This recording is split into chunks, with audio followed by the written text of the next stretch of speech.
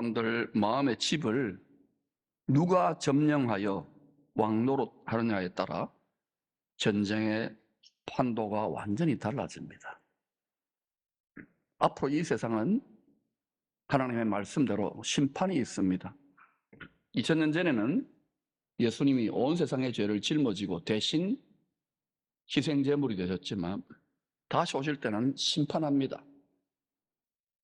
그리고 구원합니다. 그 나라, 그리스도의 나라의 왕노릇하는 자는 지금부터 그리스도의 영, 성령의 권능에 사로잡혀 그 마음과 생각이 사로잡혀 다스림을 받는 거룩한 나라들이, 거룩한 제사장들이 그 나라의 분봉왕들이 될 것입니다. 원수의 시험은 항상 연약한 육신을 통해서 옵니다. 육신은 하나님의 영의 인도를 방해합니다. 육신은 하나님 말씀에 순종하기를 거절하는 속성이 있습니다.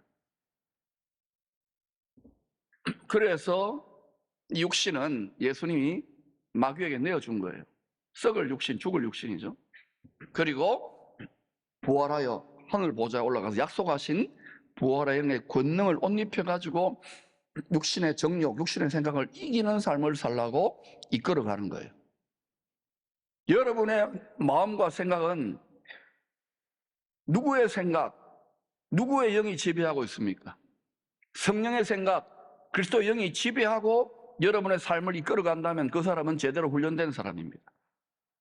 그렇지 않다 그러면 예수를 믿고 교회 왔다 갔다 하지만 교회만 나가면, 아니 여기 있을 때도 완전히 세상의 생각과 육신의 생각이 완전히 뺑뺑 돌아간다면 그 사람은 죄송합니다, 십자가의 원수, 하나님의 원수로 살고 있는 거예요. 연약한 육신에 묶인 우리 마음과 생각을 통해서 시험하는 자, 마귀가 역사하는 것입니다. 육신은 마귀가 역사하는 무대예요. 그래서 육신이 좀 아프거나 육신에 고단함이 오거나 육신과 세상도 연동되거든요.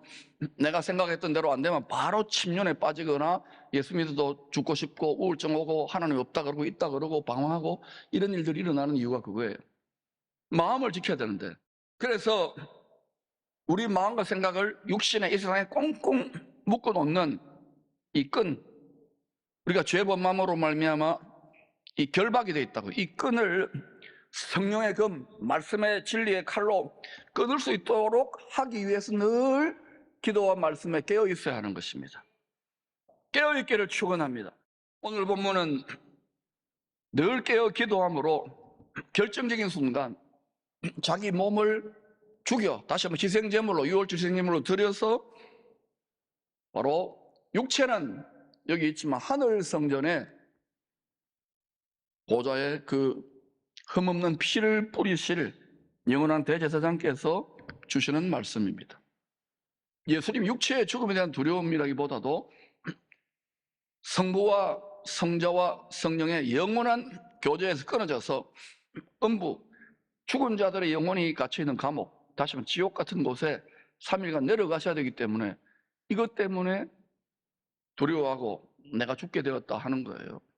그러나 그래도 이게 또 우리가 자기를 부인하고 자기를 십자가 못 박을 똑같은 일을 합니다. 그런데 그래도 주님은 기꺼이 육의 반란, 육의 생각을 못 받고 그리고 자기 몸을 드렸어요. 그랬더니 어떤 일을 합니까? 하나님이 죽기까지 복종하신 그를 지극히 높여 만물의 으뜸, 만물의 첫 열매가 되게 하시고 만물의 장자가 되게 하시고 만물의 초태생이 되게 하시고 그리고 교회의 머리가 되게 하셨어요. 교회의 머리라는 말은 우리가 교회잖아요. 우리가 교회. 우리 몸이 그리스도와 한 몸이 된 것이 교회입니다. 첫째, 그리스도의 제사장으로 청함을 받은 자들에게 갓난 아기들 같이 순전하고 신령한 젖을 사모하라고 권합니다. 오늘 베드로전서 2장 1절에 보니까 뭐 비방하고 시기하고 악독한 말을 하고 막 이러는 일들이 일어나는 거예요. 베드로가 섬기던 교회 공동체. 여러분, 예수 믿어도요, 입 단속을 안 하고 마음에 있는 걸 마음대로 막 하고 남 이렇게 하면 뭐냐, 그게 어린아이입니다. 어린아이. 그러니까 2절에서 뭐라고 합니까? 가난아기들 같이 베드로 사도가 순전하고 신령한 젖, 밥이 아니라 젖을 하나님 말씀을 사모하라는 거예요, 밥을. 근데 이와 비슷한 탄식을 사도 바울도 했어요. 고린도전서 3장에서 바울이 힘들게 개척해 세운 고린도 성도들이 파당을 지어서 다투었던 거예요. 그래서 바울이 너희들이 아직도 영적인 어린아이들이구나. 은사도 있고 뭐 잘 믿는다 못 믿는다 하고 내가 최고로 하는데 파당을 지어 서로 다툰다. 아직 어린아이들 같기에 밥이 아니라 젖의 말씀으로 먹인다고 탄식했어요. 젖과 밥은 뭘까요? 단단한 음식은 이런 겁니다. 하나님 말씀 중에 십자가를 달게 지라, 주와 복음을 위해 고난을 받아라, 깨어 있으라, 여러 가지 시험을 기쁘게 여기라.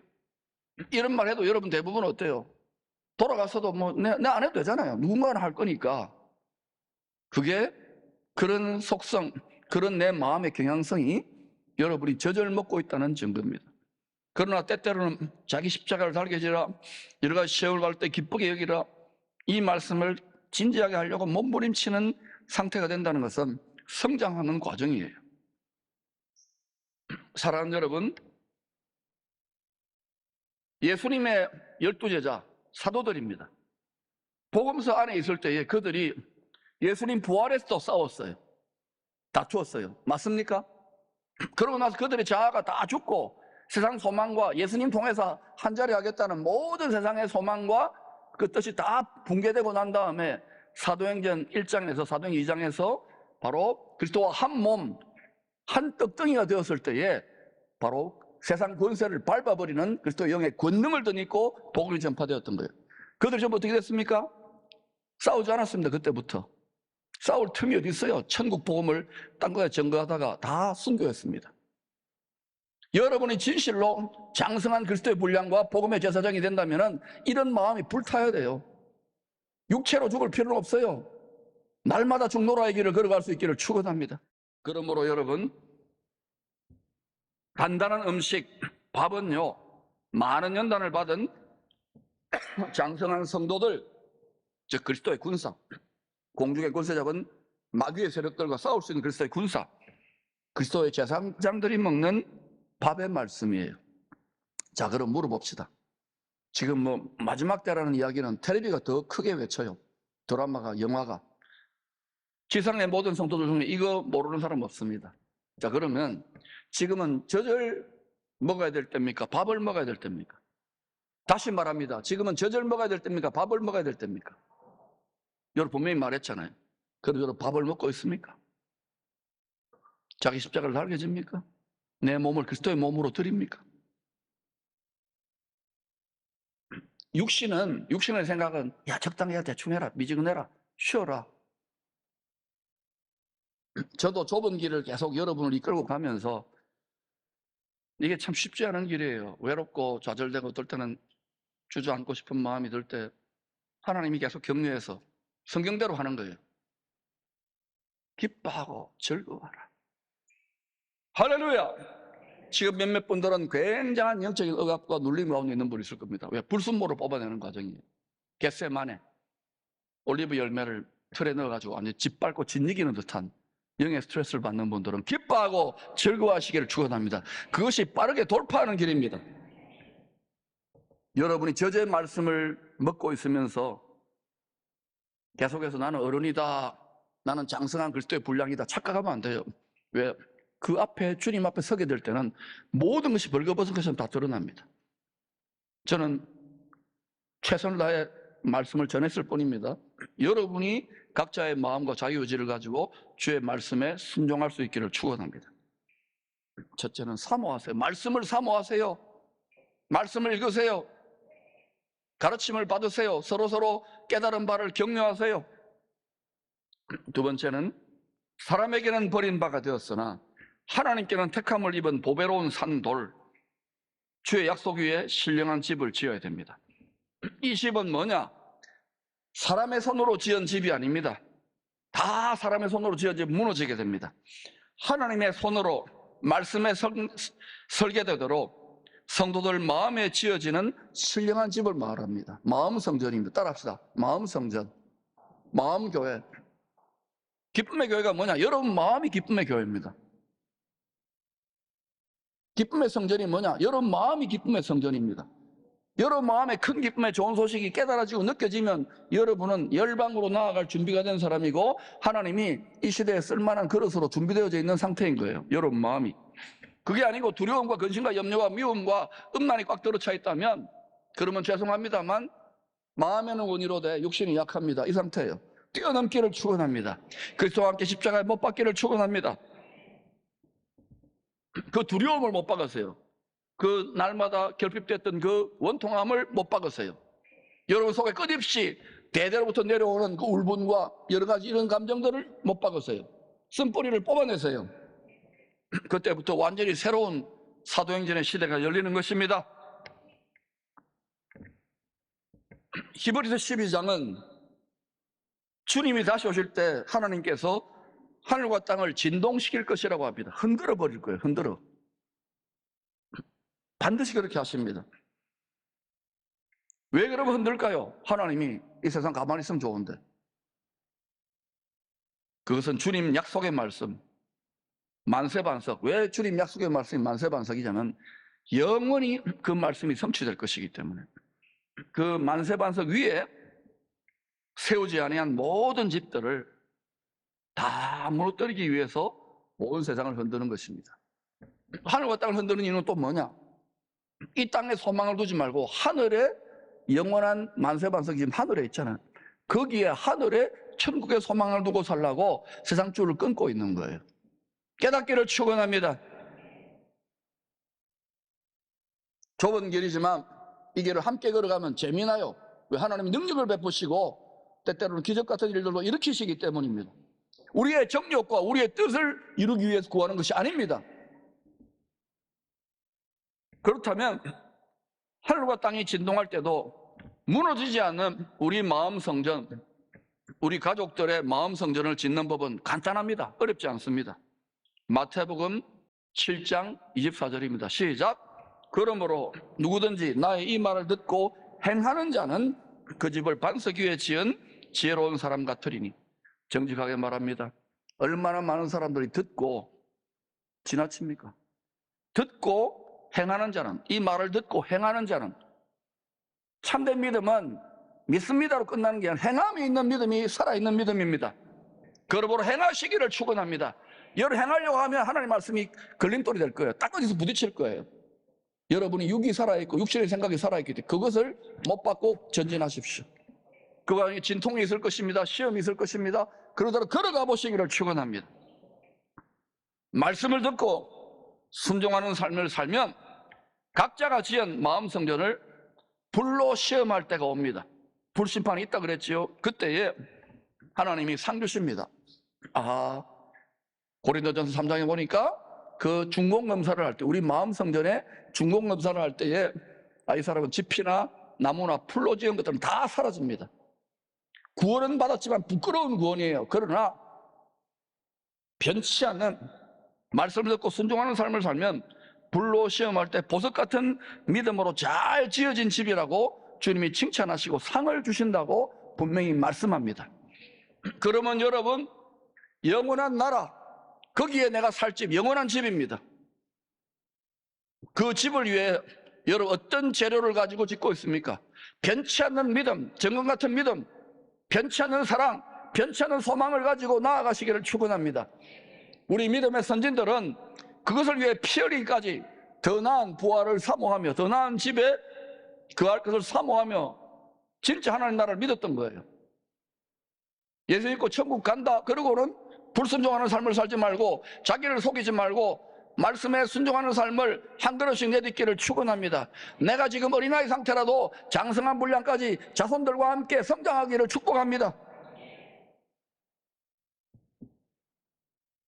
때가 되면 다니엘서 9장 27절, 11장 31절, 12장 11절의 예언대로 예루살렘의 성전이 건축되고 세상을 멸망케 하는 가증한 우상이 들어설 것입니다. 이때 많은 성도들이 예수 그리스도에 대한 믿음에서 떠나 배도를 할 것입니다. 분명히 말했습니다. 많은 성도들이 떠나 배도를 할 것입니다. 또한 이때 많은 성도들의 마음 성전이 무너질 것입니다. 이때가 우리 당대가 될지 우리 자손들이 될지 아니면 그 뒤가 될지 모르지만은 이런 일이 성경대로 일어납니다. 주님도 마태복음 24장 15절, 마가복음 13장 14절에서 다니엘의 예언들을 인용하여, 주님이 다니엘의 예언들을 인용하여 하늘로부터 땅으로 오시기 3년 반 전에 이런 일이 일어날 것을 거듭 확인해 주셨습니다. 우리가 믿는 하나님이 사람이 되신 구세주 예수님이 이런 일이 일어날 것을. 바울도, 우리 사도 바울 좋아하잖아요. 사도 바울도 데살로니가 후서 2장 3절과 4절에서 불법의 사람, 즉 그리스도입니다. 멸망의 아들이 예루살렘의 성전에 앉아 자신을 하나님이라고 내세울 것이라고 합니다. 이 최첨단의 시대에 무슨 그런 일이 일어나겠느냐? 내가 하나님이다. 일어난다면 일어납니다. 또 사도 요한도 요한계시록 13장에서 짐승이 땅에 거하는 모든 사람들의 오른손과 이마에 표를 받게 할 것입니다. 그리고 그 표를 받은 자만 매매할 수 있도록, 즉 경제적 의미의 표입니다. 그런데 그 표를 받으면은 이 짐승을, 즉 그리스도를 하나님으로, 구세주로 경배하도록 온 세상 시스템이 강제화될 것을 자세히 보여주고 있습니다. 그래서 지금은 우리가 대책을 세우고 여러분을 이끌고 가는 거예요. 그러나 분명히 기억하십시오. 성경에 모든 해답이 다 있습니다. 아멘? 말씀을 떠나서 이것저것 헛된 것을 구하지 마십시오. 다니엘서 2장에 예언적인 꿈대로 장차 온 세상에 완성될 이 짐승 우상 숭배의 체제, 큰 성 바벨론 시스템, 마귀의 올무, 새사냥꾼의 덫이, 사람이 손대지 아니한 돌, 하늘로부터 주님이 오셔서 심판한 후에 그리스도의 나라를 세울 것입니다. 다니엘서 2장 34절 35절입니다. 같이 천천히 읽어보십시다. 시작. 또 왕이 보신 적 손대지 아니한 돌이 나와서 신상의 새와 진흙의 발을 쳐서 부서뜨리매 그때에 새와 진흙과 놋과 은과 금이 다 부서져 여름 타작마당에 겨같이 되어 바람에 불려 간 곳이 없었고 우상을 친 돌은 태산을 이루어 온 세계에 가득하였는데, 태산의 나라, 그리스도의 나라가 세워지는데 이 손대지 않은 돌이 뭐냐? 여러분, 성전을 건축하려면, 예루살렘 성전을 건축하려면 돌을 쪼아가지고 세웠잖아요, 옛날에. 그런데 지금 하나님은 사람의 손으로 지은 성전에 거하는 것이 아니라 바로 하나님이 믿는 자들의 마음속에 짓는 신령한 집, 성전을 짓고 계시는 거예요. 그분이 지금 어때요? 본인이 예루살렘 성전으로 죽었잖아요. 그리고 3일 만에 부활했다는, 본인이 예루살렘 성전으로 부활한 거예요. 하늘에 올라가서 오셔서 이제는 거기 또 세워집니다. 근데 그것이 속아요. 멸망에 가정한 것. 3년 반 때 온 이방인들에게 둘러싸여서 이제는 다 끝장났다 싶을 때에 마라나타, 주의 이름으로 오시는 이 하고 부르짖을 때에 내가 다시 나타날 것이라고 하잖아요. 성경을 자세히 읽어보시기를 축원합니다. 어린아이의 일을 버리고 이제는 장성한 그리스도의 음식을 드시기를 축원합니다. 그래서 반드시 이 말씀이 한 군데만 있는 것이 아니라 여러 군데 오니까 우리는 앞으로 이 세상이 진통하고 흔들리더라도 오실 흔들리지 않는 나라, 그리스도의 나라를 굳게 붙잡고 우리 마음과 생각과 소망이 하늘 위에서 오시는 그분에게 접붙여져 살아갈 수 있기를 축원합니다. 우리 대한민국도 그렇게 세워지게 될 때 통일함과 열방을 섬길 수 있는 하나님의 복된 제사장 국가로 나아갈 수 있는 것입니다. 우리 자녀들이 그때에 그 지역이 될 수 있기를 저는 꿈꾸며 기도하고 있어요. 이것이 우리 모두의 일이라는 것을 기억하십시오. 십자가의 피로 맹세한 약속대로 정결하게 회복된 저 그리스도 우상이 깨뜨려지겠지요. 예루살렘 성전의 보좌에 주님이 만왕의 왕으로 앉아 온 세상을 다스리게 될 때에 참된 평화가 임하게 되는 것입니다. 이사야서 11장과 이사야서 65장, 66장에 그 나라에 대해서 집중적으로 예언을 해놓고 있습니다. 세 번째, 하나님의 소유가 된 백성으로 우리 몸을 들여 그리스도의 몸이니까 왕같은 제사장의 정체성을 가지고 정체성을 분명히 하십시오. 복음의 빛을 전하는 삶을 살라고 권합니다. 요한은 만세반석 약속의 터 위에 세워질 오실 그리스도의 왕국에서 왕노릇할 자들이 누구인지 밝히 알려줍니다. 요한계시록 20장 6절 같이 읽어볼까요? 시작. 이 첫째 부활에 참여하는 자들은 복이 있고 거룩하도다. 둘째 사망이 그들을 다스리는 권세가 없고 도리어 그들이 하나님과 그리스도의 제사장이 되어 천년 동안 그리스도와 더불어 왕노릇하리로다. 이 첫째 부활은 쉽게 말하면 왕노릇하는 부활입니다. 그들이 누굽니까? 주와 함께 왕노릇하는 자들이 하나님과 그리스도의 제사장들이에요. 하나님과 그리스도의 제사장들. 아멘. 제사장의 삶의 특징은 뭐냐? 베드로 사도가 오늘 밝히고 있죠. 하나님의 소유가 된 백성, 내 몸을 하나님의 것으로, 내가 어린 양 예수 그리스도의 신부라면 신랑에게 하나 되기 위해서 비유를 든 거예요. 결혼으로 하나 되고 한 몸 되는 것처럼 그리스도의 몸으로 드릴 때 이 세상 권세, 음부의 권세를 이기는 교회가 되는 것입니다. 바울은 주의 나라에서 복음의 제사장으로 그리스도와 더불어 왕노릇 하기 위해서 사랑하는 성도들에게 사랑과 자비로 권했던 거예요. 너희 몸을 하나님께서 기뻐하시는 거룩한 산 제물로 드리라고. 사랑하는 여러분, 육체 남은 때 세상이 점점 음란해지고요, 세상이 점점 딴짓을 합니다. 이때에 우리의 몸을 그리스도의 몸으로 드릴 때 진실로 몸된 그리스도의 교회, 하늘 위에 있는 머리 대신 주님과 한 몸이 되어서 이 공중 하늘, 둘째 하늘을 장악하고 있는 어둠의 영들을 밟으며 새로운 시대를 열어가는, 이 시대에 쓰임받는 하늘 백성들이 될 줄로 믿습니다. 그래서 로마서 12장 1절에서 그리스도의 심장을 가진 바울이 우리들에게 이렇게 권합니다. 같이 읽어볼까요? 시작. 그러므로 형제들아, 내가 하나님의 모든 자비하심으로 너희를 권하노니 너희 몸을 하나님이 기뻐하시는 거룩한 산제물로 드리라. 이는 너희가 드릴 영적 예배. 여러분, 제가 이 말씀을 준비하면서 가만히 내버려뒀으면 육체와 세상을 따라갈 수밖에 없는 저와 같은데, 하나님이 깔고리로 코를 꿰어가지고 억지 목회자의 십자가를 지고 걸어가게 하시면서 시마다 때마다 기도하게 하고 또 성도들의 사랑과 기도에 비친 자로 여기 와서 이때에 복음의 나팔을 외칠 수 있는 것을 너무너무 감사하면서 제가 이렇게 기도해요. 하나님, 제가 미끄러미 역할을 잘 할 테니까 우리 성도들과 성도들의 가정의 자녀들, 또 멀리 떨어지는 우리 가정과 가정의 자녀들과 앞으로 태어날 손주까지 그날에 주의 긍휼과 은총을 입고 주와 함께 왕노릇할 자들이 될 수 있기를 축원합니다.